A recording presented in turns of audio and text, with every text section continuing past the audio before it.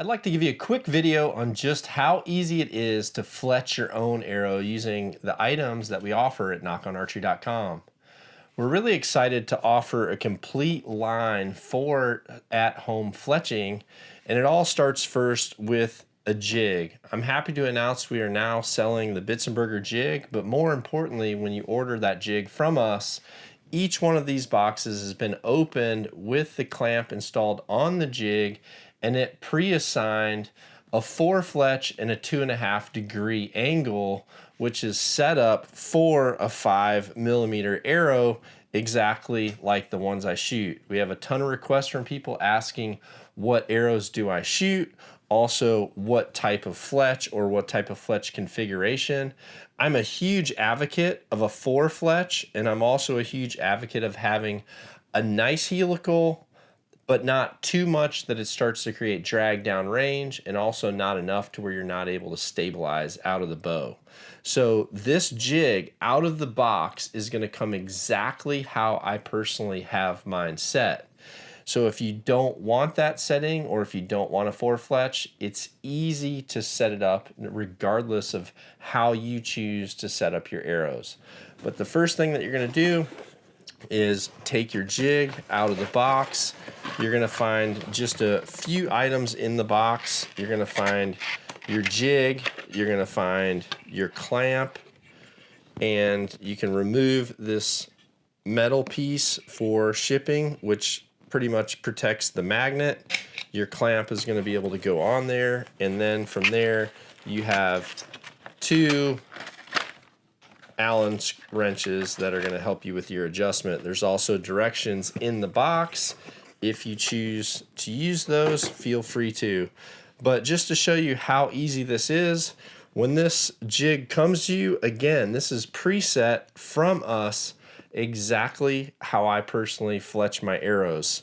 You're going to notice that there's 3 screws right here on the jig receiver. Each one of these screws is going to have a number to the right of it. 120, 90, 75 by 105.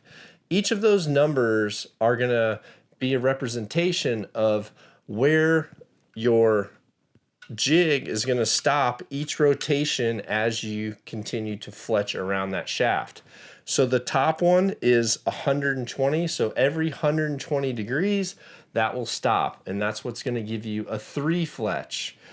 The next one is 90 degrees, which is where it's going to come preset to for a 4 fletch. For those of you who like trad archery, prefer a 75 by 105 setting, that's going to be the bottom one.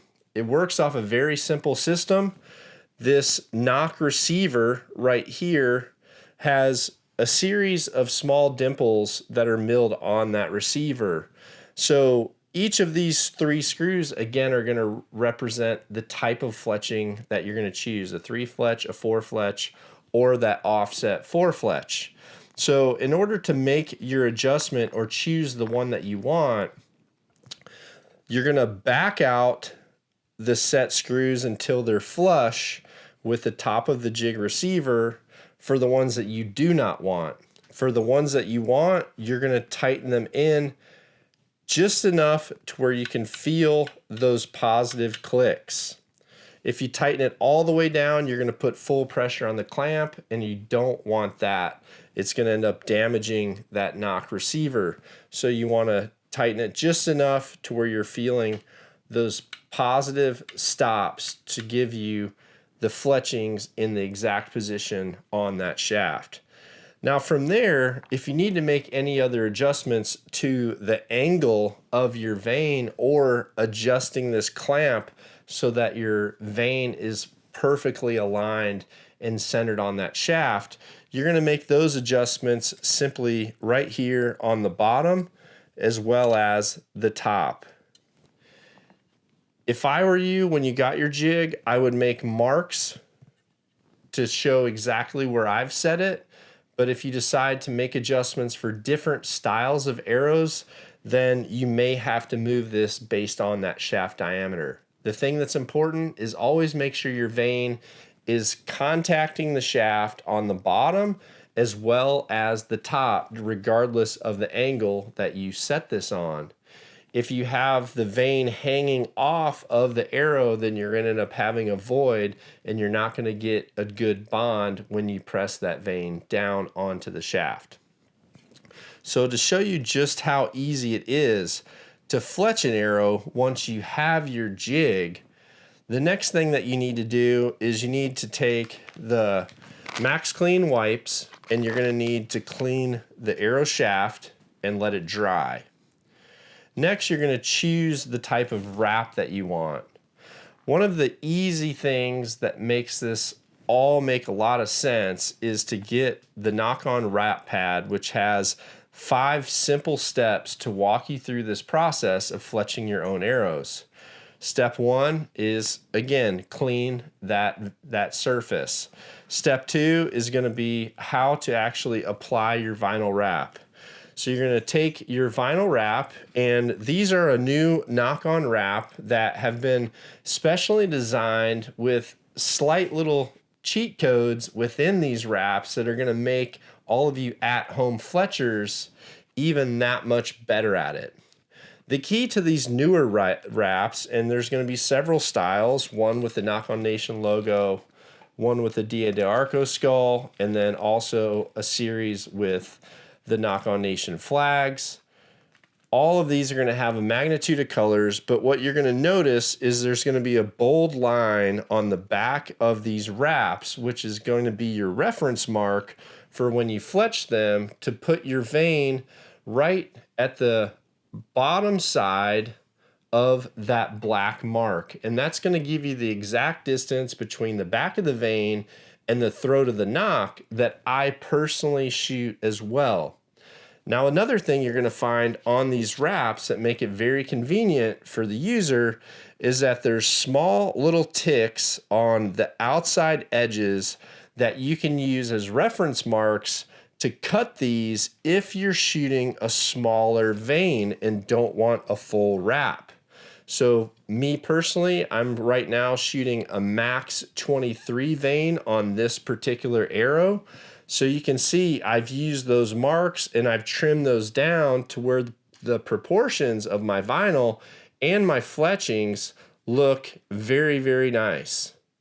Now, if you want to use the full length wrap, which you can use up to the longer veins, then you won't need to trim them at all.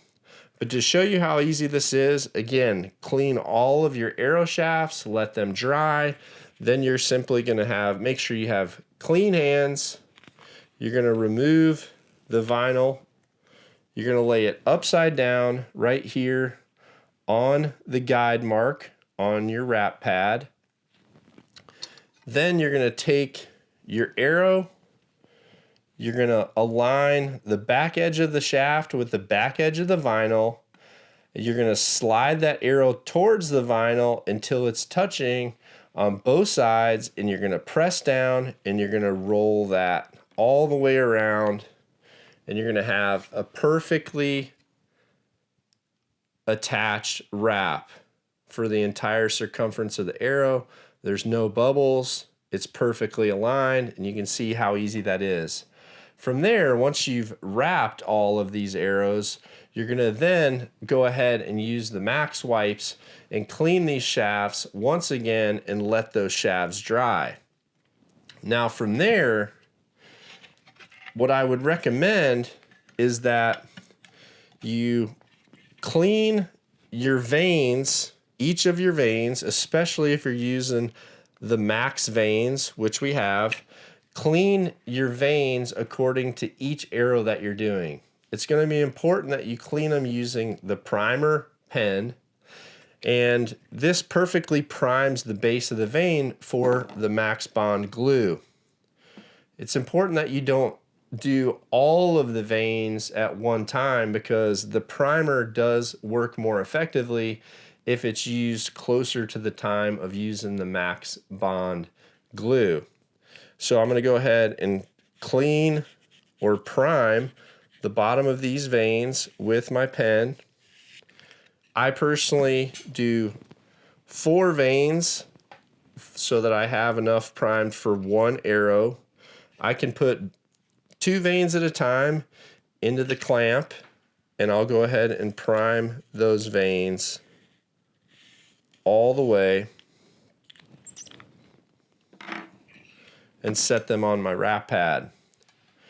Now, when you're using a jig for the first time, you're going to want to make sure you put this vein in the jig and make sure you set it all the way down on the jig so it's perfectly level the entire span. And from there, you can use, again, this black line that I have on the vinyl wraps as where the back of that vein needs to be. So as I put this on here, put it down the first time, I realize, okay, I actually need to be just above that second mark. Once you've learned where this sweet spot is, again, you may want to make a reference mark on your clamp, just like making a reference mark on those actual angle adjustment screws as well. So I'm looking at putting this in the clamp, I slide it forward, and you can see here on that second mark, I'm perfectly at the front edge of that black line. And that's going to make sure all my veins are symmetrical all the way around, okay? And what works nice about this jig is you always want to make sure your knock position is twisted into the right spot, and you can hear that positive click. And from there, after you fletch that first arrow, all you have to do is rotate that barrel one more time, put your next vein on. Then after that vein's dry, rotate that barrel one more time, next vein, repeat for your last time, and that's going to be all 4 veins. So I'm going to take this first vein, again, I've already primed it, and I'm going to tip it upside down. For me, being a right-handed person, I actually tip the front of this down and away from me so that I can use my left hand as a guide for the base of my right hand, and I'm using this as support, so I'm not trying to freehand the glue.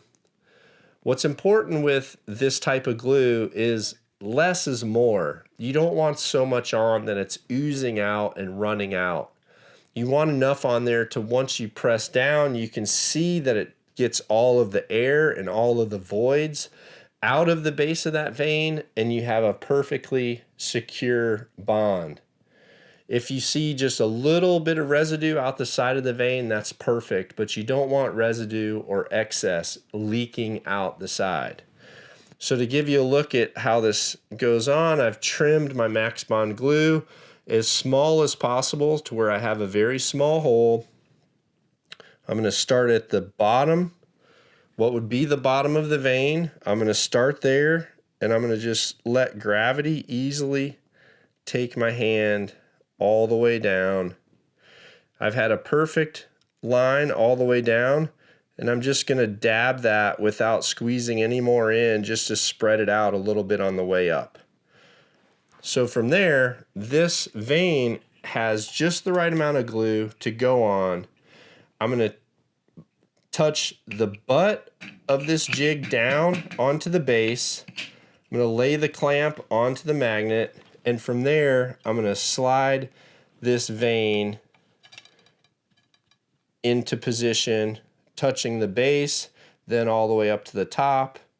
And as I press that down, you can see here with this jig out of the box, I have a perfect seal all the way down that vein. I have just enough glue showing that confirms with me that I don't have any air pockets or any voids. I'm going to give that about 30 seconds to dry, which is nice with this Max Bond. Then what you have to do is squeeze the clamp and slide it back, okay? Squeeze the clamp, slide it back. From there, you can either lay your clamp here on the side if you need to do something else, or you can grab your next vein, open it up, slide to your mark, turn your barrel till you hear that positive click, and once again, we're using my hand as a guide. running that all the way down. Perfect. Just touching it, not adding more, just spreading it out a little bit. Base first. Slide in. You can see perfectly good adhesion for the entire length. Squeeze the clamp, lift it back. Rotate one more time. So once you get the hang of this, you're going to be able to take these and do them at about this speed. Once you've done all 4 vanes, or if you decide to shoot 3 vanes, once you've done all 3, what I would recommend you doing is taking a Q-tip or even a tissue, put it on the tip of your finger, or use a Q-tip and go right in between each vane just to remove any of the excess glue that's between each of those vanes. And if you choose to take one extra step like I do, take a slow cure glue like a Fletch tight and tip and tail each of those vanes with that slow cure glue. But you can see just like that, super easy to fletch your own arrows. This has a great helical that's going to give this arrow a perfect spin. It's going to work well with a massive assortment of broadheads. This is such a super simple system that gives you all of the pieces of the puzzle that you need to be able to fletch your own arrows at home. The knock-on wrap pad, the preset Bitzenberger jigs to my specs, the Max Clean arrow wipes, the primer pen, a vast assortment of the new vinyl wraps that give you all of the cheats to put things in the perfect place, and then also a large assortment of the knock-on Max vanes. Good luck.